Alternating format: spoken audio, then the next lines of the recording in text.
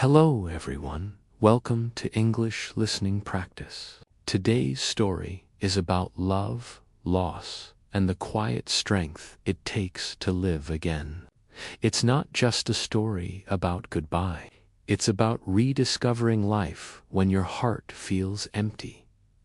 Ethan Cole used to believe that love could fix everything. He was gentle, calm, and full of laughter. He worked as an architect, building homes that always had big windows because he loved light.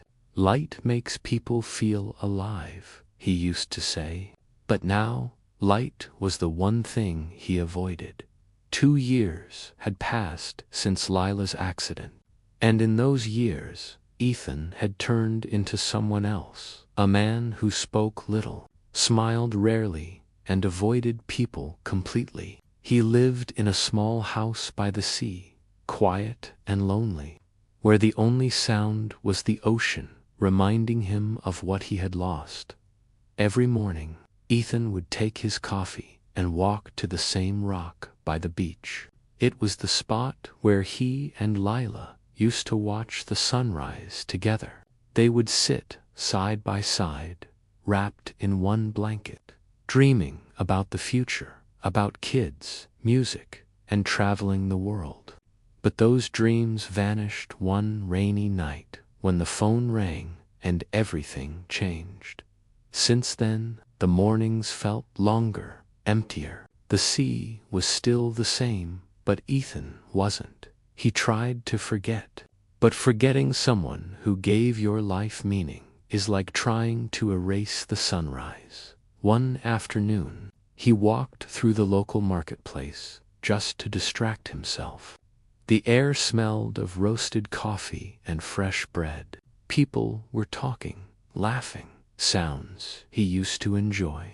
But that day, something else caught his attention. The soft strumming of a guitar. It came from a corner near a fruit stand. A young girl sat on a wooden box, playing a tune. Her fingers moved awkwardly, but there was something in her melody, something raw, honest, almost painful. Ethan stopped walking. For a moment, he closed his eyes. The chords reminded him of Lila. She used to play that same song when he came home late from work. She would sit by the window, barefoot, humming softly until he smiled.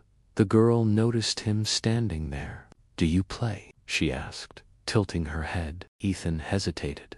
"I used to," he said quietly. She smiled, holding out the guitar. "Then you still can."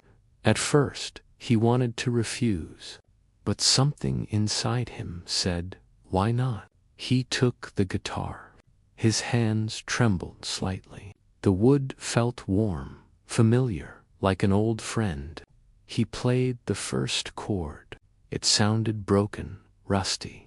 Then the second, smoother. Then the third, and the air changed. People nearby began to pause and listen. A small crowd gathered. The girl smiled at him, eyes bright. And for the first time in 2 years, Ethan felt something he thought he'd lost forever: life. When he finished, people clapped.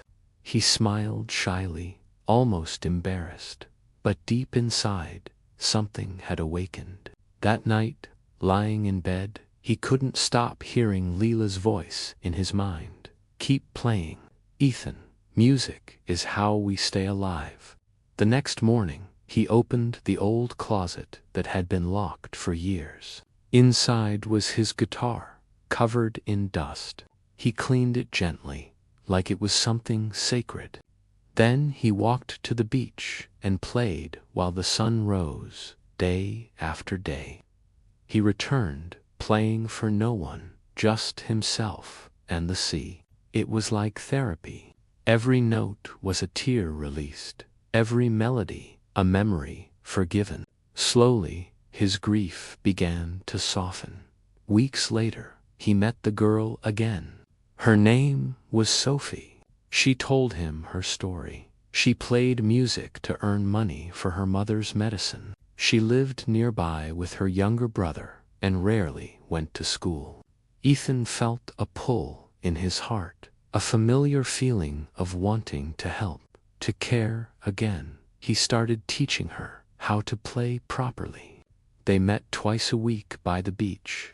At first, their lessons were just about chords and rhythm, but soon they became conversations about dreams, pain, and life. Sophie often said, "You play like someone who's lost something." He would smile softly and reply, "Maybe I play because I'm finding it again."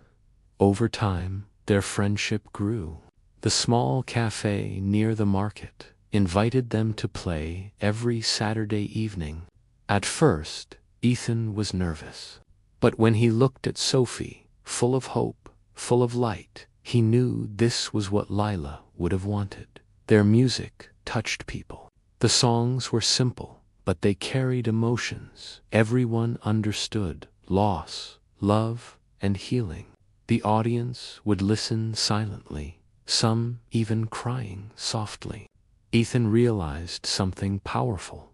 Maybe the purpose of pain is to help others heal. Months passed.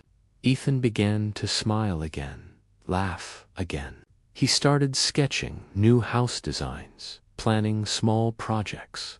Life was returning. But one morning, he woke up feeling that something was still unfinished, something he needed to do to truly move forward. He walked to the beach with a small envelope in his hand. Inside was a letter he'd written the night before, the letter he had always avoided writing. The waves were gentle, the air cool. He sat on the rock where everything had begun, and with trembling hands, he unfolded the paper. His voice shook as he read aloud, but it was steady enough to carry the truth. "My dearest Lila, 2 years ago, when you left, my world stopped. I thought I couldn't live without you. But today, I realize that love doesn't end when someone is gone. It changes, it grows, it guides. You taught me what real love means, not to hold on forever, but to love enough to let go. I will carry you with me, always, in every sunrise, in every song. Thank you for teaching me how to live, even after goodbye."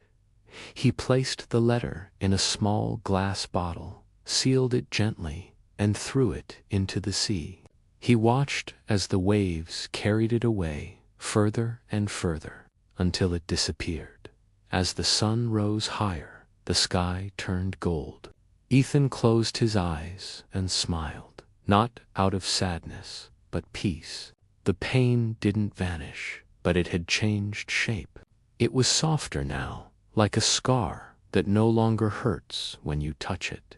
He looked at the horizon and whispered, "Goodbye, Lila, and thank you for giving me back my life." That evening, Ethan returned to the cafe. Sophie was already there, tuning her guitar. "You okay?" she asked. He smiled. "I think I finally am." As they began to play, Ethan felt something new, a lightness, a sense of home. The music rose through the air, mixing with laughter and the smell of coffee, filling the night with warmth. And somewhere, in a place beyond time, maybe Lila was listening, smiling too, because sometimes love doesn't end. It simply changes form and teaches us how to begin again. If this story touched your heart, remember to subscribe for more emotional English stories that help you learn through real feelings, real lessons, and real hope.